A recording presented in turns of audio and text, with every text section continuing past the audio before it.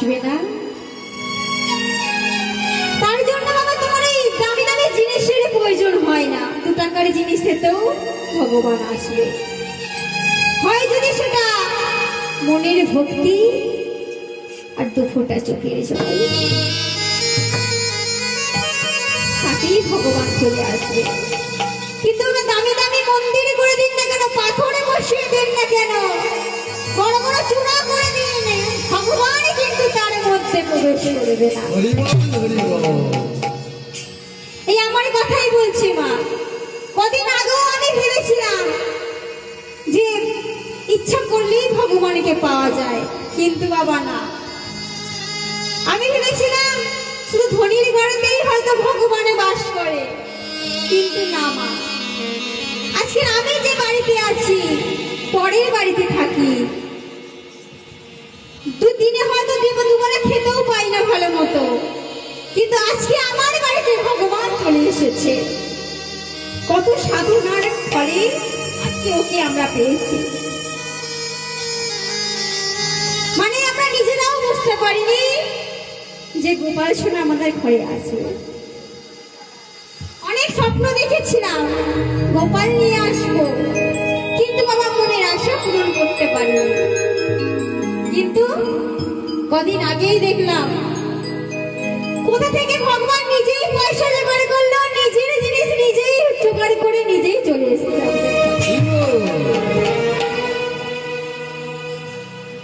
তাই ভগবানকে যদি মন থেকে বাবা চেয়ে থাকেন, অবশ্যই সে ধরা দেবে, তবে সেটা মনের ভক্তির দরকার প্রয়োজন হয়। আজকে আমি ওকে মন দিয়ে চেয়েছিলাম, তাই ওকে আমরা পেয়েছি। আপনারাও যদি মন থেকে যদি ভগবানকে চেয়ে থাকেন বাবা, দেখবেন আপনার ঘরেও সে পৌঁছে যাবে।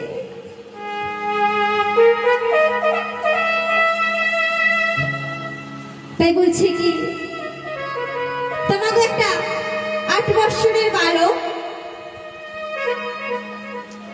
নাম তার বিহারীলাল, কাটোয়া কাঞ্চননগরে বাড়ি। তার বাড়িতে কেউ নেই, শুধু একমাত্র তার মা আছে। মা কি করেন বাবা? মা তো কোনো কাজকর্ম করতে পারে না, নিত্যদিনই লোকের বাড়ি ভিক্ষা করে এনে ছেলেকে খেতে দেয়। যেদিন ভিক্ষা পায় সেদিন তাকে খেতে দেয়, আর যেদিন ভিক্ষা পায় না অনাহারে দিন কাটায়। তো একদিন বালক ছুটতে ছুটতে আসছে আর বলছে, মা মাগো, এইভাবে তো আমি আর চলতে পারি না। যেদিন তুমি ভিক্ষা পাও সেদিন আমি খেতে পাই, আর যেদিন তুমি ভিক্ষা করতে পারো না সেদিন যে আমায় অনাহারে থাকতে হয়। মা, তবে এইভাবে তো আমি থাকতে পারি না। আমার যে প্রচন্ড কষ্ট হয়েছে, তার জন্য আমি কেড়ে সইতে পারি না। মা, বাবা শোন, আমি কি করব বল? যেমনে পাই তেমন তোকে খেতে দিই। আমি যদি ভিক্ষা করে যেটুকু পাই সেটুকুই তো তোর মুখে তুলে দিই বাবা। এর থেকে আমি আর কি করতে পারি? না না মা, এইভাবে আর চলতে পারি না, এইভাবে আমি আর চালাতে পারবো না। তবে তুই কি করবি? মা গো, আমি একটা উপায় বার করেছি। উপায় বের করেছিস? কি উপায় রে খোকা? মা গো, আমার মনে বড় সাথ জেগেছে, আমি একটি চাকরি করব। চাকরি করবি? হ্যাঁ হ্যাঁ, আমি চাকরি করব। দূর দেশে যাব, গিয়ে চাকরি করব, তাতে যে বেতনে পাবো আমাদের অভাব দূর হয়ে যাবে। খোকা, তুই যে চাকরি করবি বলছিস, তুই কি চাকরি জানিস? তুই চাকরি করবি?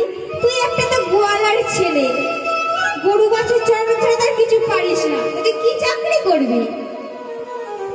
তখন বালক বলছে, ও মা, গরু বাছুর চড়াবো? তুই দেশ বিদেশে গিয়ে গরু বাছুর চড়াবি? তোর জন্য কি সেখানে গরু বাছুর ঠিকই হয়ে আছে, সেখানে গিয়ে গরু চড়াবি? তবে কি করব